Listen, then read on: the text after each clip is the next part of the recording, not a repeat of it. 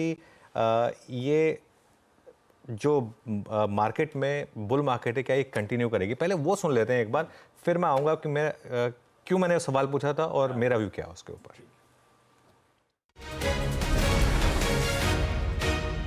क्या आपको लगता है कि यहाँ से भी मार्केट अच्छे रिटर्न्स देगा? अनुज, पिछले 5 साल में निफ्टी ने कुछ 15 या 16% का कंपाउंडिंग किया है। इतना भी भयंकर रिटर्न नहीं हुआ है। अर्निंग्स में भी आप देखो, कंपनी की आय में भी उतना ही कंपाउंडिंग हुआ है, 15 से 16%। तो मेरे हिसाब से अगर आप देखोगे तो ये अगर ये पूरा बुल मार्केट है तो समय के अनुसार हम कहीं यहाँ पे हैं, लेकिन रिटर्न के अनुसार जो आपको रिटर्न मिले वो कहीं यहाँ पे है। तो काफ़ी अभी और इसका तय करना बाकी है, तो ये चलेगा अभी थोड़ी देर के लिए। ये जो बुल मार्केट कोविड के बाद से शुरू हुई है, टाइम वाइज तो ऑलमोस्ट हम उसको कंप्लीट कर रहे हैं, 4 साल हो गए हैं ऑलमोस्ट या होने वाले हैं।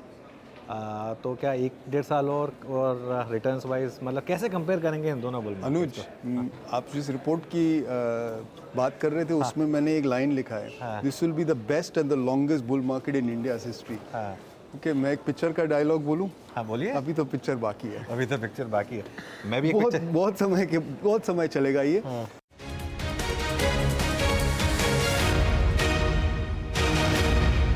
ओके, तो पिक्चर का डायलॉग और शाहरुख खान की पिक्चर का डायलॉग था, और मैंने भी शाहरुख खान की वो पिक्चर का डायलॉग कल यूज़ किया था कि never under estimate the power of the common man. फिर मैंने एक सवाल पूछा था, हालांकि आई थिंक वो सवाल मैंने जब मैं इंग्लिश वाला इंटरव्यू किया था उसमें पूछा था कि क्या FIIs वापस लौटेंगे, तो उसका जवाब उनका था हाँ। तो बड़ा सवाल ये कि क्या FIIs फिर से भारत लौटेंगे। मेरा बड़ा सवाल पता है क्या है, क्या अब हमें FII फ्लोज की ज़रूरत है? उसका जवाब है हाँ, हमें FII फ्लोज की ज़रूरत है। जो लोग कहते हैं ना कि हमें FII फ्लोज की ज़रूरत ही नहीं है, अब डोमेस्टिक संभाल लेगा, वो गलत है। लेकिन हमारी मार्केट की जो FII फ्लोज पे डिपेंडेंस थी कि बस FIIs ने अगर सोच लिया कि हमारी मार्केट में इन्वेस्ट नहीं करना तो हमारी मार्केट ढह जाएगी, वो खत्म हो गया। ठीक है, मैं ये बिल्कुल भी नहीं कह रहा हूँ कि हमें FII फ्लो की ज़रूरत नहीं है। जो ये लोग ये कह रहे हैं कि FII फ्लो की अब हमें ज़रूरत ही नहीं है, अगर 3-4 महीने कंटिन्यूसली बड़ी सेलिंग आ जाती है तो मार्केट गिरता है, ऐसा नहीं है कि नहीं गिरता है। ठीक है, तो ये चीज़ नहीं करनी है। लेकिन मैं अब फोकस कर रहा हूँ एक इंटरेस्टिंग चीज़ पर, जिसकी हमने हाईलाइट वो 3 जून को देखी थी, लेकिन मई का डेटा देखा आपने आशीष? इक्विटी का इनफ्लोस रिविजिट करते हैं उसको, नंबर्स जो है ना कितने बड़े हैं वो बताने का कॉन्टेक्स्ट रखता हूँ आपको। 34,670 करोड़ का इनफ्लो आया है मई में, ये होता है $4 बिलियन। ठीक है ना, मतलब अगर आप 20 दिन ट्रेडिंग के हिसाब से तो $200 मिलियन पर डे के हिसाब से।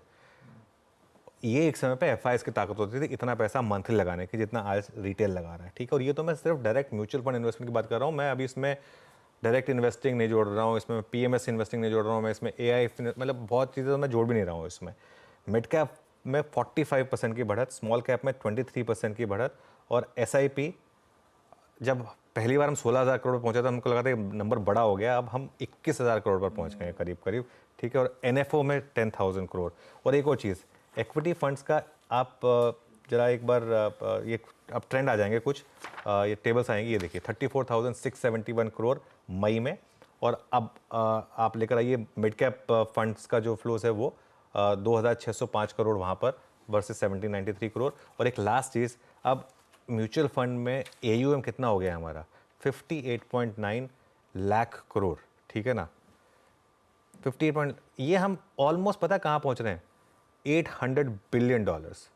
$800 बिलियन का आज की डेट में म्यूचुअल फंड का इक्विटी इन्वेस्टमेंट है, जो आपको बता रहा है कि क्या पावर है इस समय रिटेल इन्वेस्टर की। तो ये मार्केट को एक कुशन प्रोवाइड करेगा। हमारी मार्केट अब इसलिए नहीं गिरती है क्योंकि हर लोअर लेवल पर बाइंग करने के लिए एक डोमेस्टिक सपोर्ट आ जाता है। यस, क्या गजब की पिछले 2023 ऑनवर्ड्स FII की सेलिंग, और क्या बढ़िया उसके बावजूद रिकॉर्ड पे रिकॉर्ड चढ़ते चले गए भारतीय बाजार। ये है हमारे डोमेस्टिक पैसे की ताकत। खैर, अब आइए जरा आज के सेशन